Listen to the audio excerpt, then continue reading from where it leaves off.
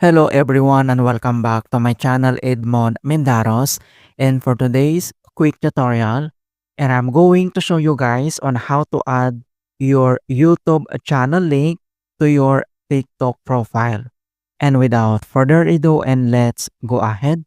So the first step that we're going to do is to copy first this YouTube channel link. On how to copy, and then you need to open your YouTube applications.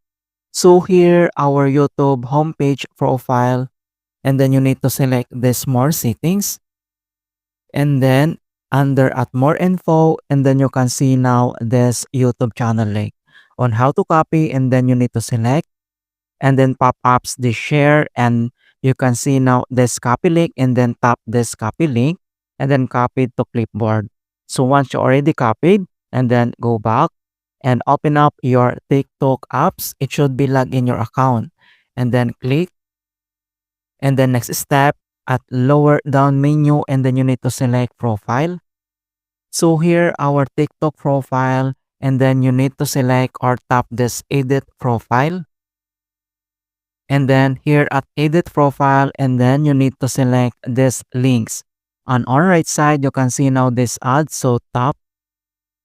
And now here at links, and then we have three options here that we're going to add our social media links like Instagram, YouTube, and Twitter. So since YouTube that we're going to add here in TikTok profile, and then you need to click this add on our right side. So click this add, and then pop-ups this choose an account. And then you need to select your YouTube channel email address. So tap, and TikTok wants access to your Google account, and then click continue. Alright, that's so simple. So you can see now that our YouTube channel link are already add to a TikTok profile, and then go back,